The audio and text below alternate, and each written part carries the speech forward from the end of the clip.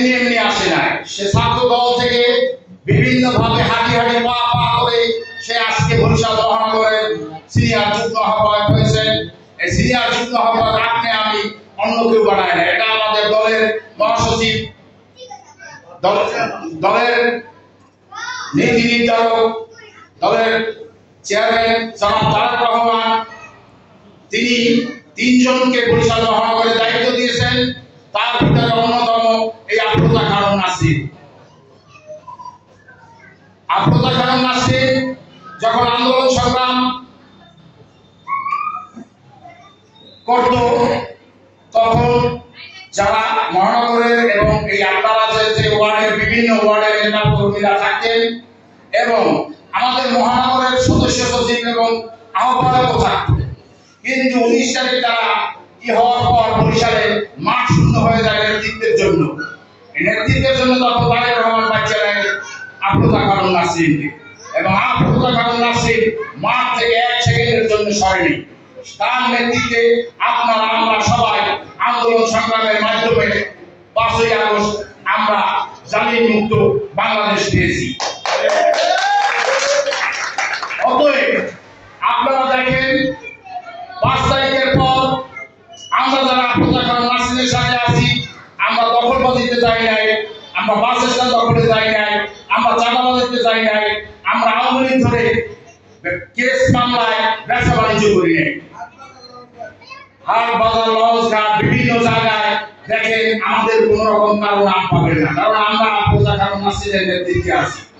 কিন্তু যারা বিএনপির নাম ভাঙিয়ে চলে, তাদের ফ্যামিলিতে হাত দিয়ে দেখেন তার ভাই আওয়ামী লীগ, নাইলে তার ভাই আওয়ামী লীগ, নাইলে তার চাচা আওয়ামী লীগ, এইভাবে তারা এখন বর্তমানে বিএনপি পোস্ট বহন করে বসে আছে এবং ব্যবসা বাণিজ্য করছে, দখলবাজি, চাঁদাবাজি, বাস স্ট্যান্ড। এবং আরো একজন আমাদের প্রবীণ নেতা, সেও এখন নমিশন চায়। সেই প্রবীণ নেতার ভাই ব্রাদার আমাদের এই বাস স্ট্যান্ড দখল করে বসে আছে। কোন রকম আমরা 21 সালের শেষের দিক হতে এই 5ই আগস্ট পর্যন্ত 2024 এর ভিতরে তাদের কোনো ভূমিকা দেখি নাই, এবং তার ভাই ব্রাদারকে আমরা কখনো রাস্তাঘাটে কোনো আন্দোলন সংগ্রাম কোনো জায়গায় তাদেরকে দেখি নাই। অথচ তারা এখন দখলবাজির বাণিজ্যে আছে। আর উনি যে নমিশন পাবে এই ধরনের ভয় ভীতি আপনাদের দেখাইতেছে বা লোক লালসা দেখাইতেছে, উনার নমিশন পাওয়ার কোনো স্বপ্ন আমি দেখি না। কারণ আমি আপনাদের একটা কথা দিয়ে দিই, তারেক রহমান একটা স্লোগান দিয়েছেন বা একটা মেসেজ আমাদের মাঝে পাঠিয়েছেন যে রাজনৈতিক কর্মকাণ্ড এবং আন্দোলন সংগ্রামে যাদের ভূমিকা ছিল তাদের ভিতর থেকে নমিশন দেওয়া হবে। আপনারা দেখেন 21 সালের শেষের দিক হইতে 24 সাল পর্যন্ত ওই প্রবীণ নেতাকে কখনো আপনারা কোনো প্রোগ্রামে বা কোনো আন্দোলন সংগ্রামে পেয়েছেন কিনা? অথচ সে বেড়েই কথা ছড়াচ্ছে সে নমিশন পাবে। নমিশন পাইতে যদি পাইতই তাহলে আমরা অন্তত পক্ষে বুঝলাম বরিশালে কোনো না কোনো দায়িত্ব দিয়ে তাকে পাঠাইতো। সে এখন পর্যন্ত কোনো দায়িত্বের ভিতর নাই। অতএব আপনারা গুজবে কান দেবেন না।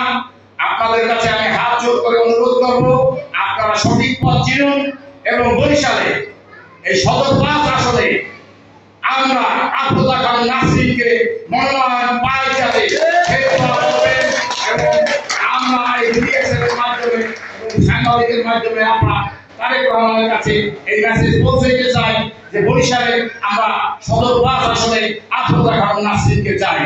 এই বলে আমি আমার বক্তব্য শেষ করলাম। বাংলাদেশ জিন্দাবাদ, জিয়াউর রহমান অমর হোক।